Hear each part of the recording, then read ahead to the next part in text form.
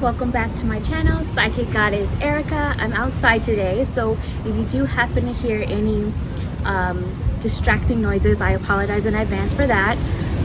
Hopefully you can hear the ocean waves because they sound really beautiful, really therapeutic. So I had a client ask me, how did I know I was ready to do psychic readings full-time, be magical full-time? Because now I am a full-time magical being, full-time psychic, witch, bruja, goddess, manifester, all of the above. So the truth of the matter is, I didn't know when it was the right time for me to go full-time. The universe, source, my guides actually pushed me into it. So that's kind of where the story time comes in. So I have been doing psychic readings professionally now for over a decade. I lost track of actually how many years, but I do know it was maybe a year or year and a half after I graduated college that I began learning about my gift and how to use it. So, and I graduated college in 2009. So, and the story of how I got into that is a story for another day, maybe another story time, but I have been doing psychic readings full time now without any other part-time jobs or any other form of financial assistance for at least 2 years, maybe 2.5 years now. But going backwards to what really, how the universe kind of pushed me to do this was, before I moved to California, which is where you see I am now, when I was living in Maryland, the DMV, DC, Maryland, Virginia area,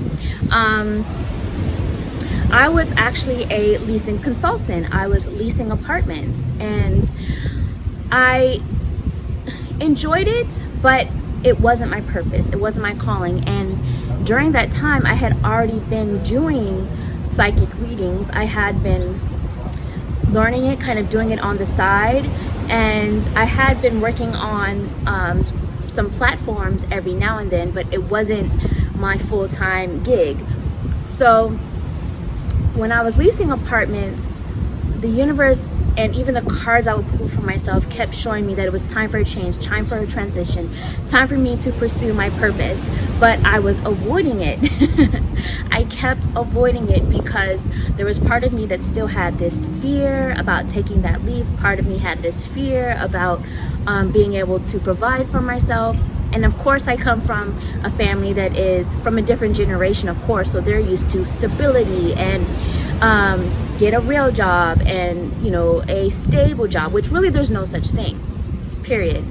So I was always a bit fearful, but basically I got let go of my leasing job for completely reasons that were a failure on the training side. Like how they trained me, they didn't teach me something that was very necessary and very needed.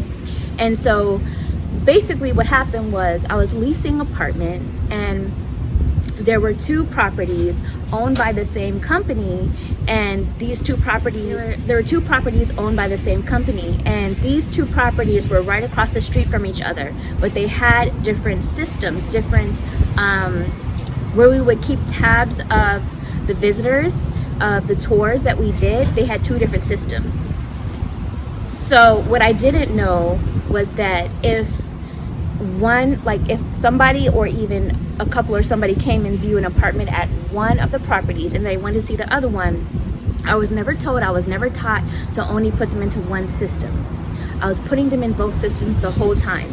So when it came down to my closing ratio on paper, the corporate didn't care that I wasn't taught properly. They just saw that I was doing a whole bunch of tours without closing.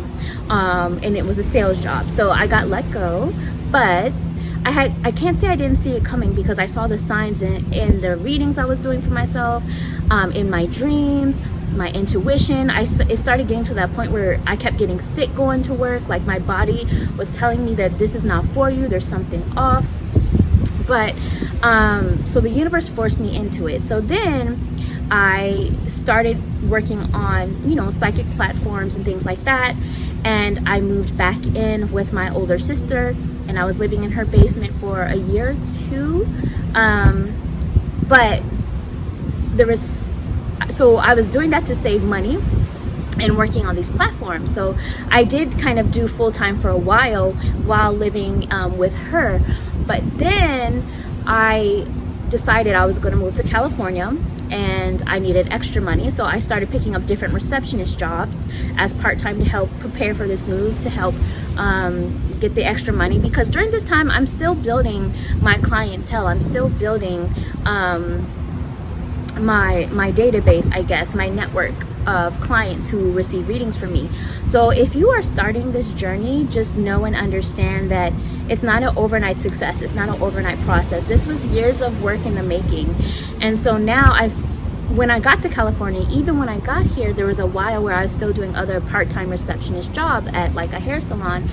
But then once I realized, what am I doing? Like, it got to the point where I was dreading getting up. I was dreading doing the commute. I was dreading dealing with customers. I was dreading answering the phone. I was getting sick again, which was the sign from the last one that I needed to leave. So then I realized, once I calculated everything up, I was losing money instead of making more money. I could have been making more money working from home, just doing readings. So then I decided to take the jump, take a leap of faith, and just do readings completely and only, and believe in myself. So that's been, like I said, about at least 2 years, maybe 2.5, going on 3, that I've been now doing psychic readings completely and 100% full time, with no other jobs, no other part-time anything. So, you know, I encourage you guys to have patience with yourself in this process. If you are looking to become magical full-time in whatever you're doing, it takes time. So I hope you guys enjoyed this, and I will talk to you guys another time. Don't forget to subscribe, hit that alert button, the notification button, so you know when I post new videos, new content. Share, like, comment my videos if you enjoy my content, and follow me on Instagram. That's Psychic Goddess Erika, Erika with the K, Erika. Bye.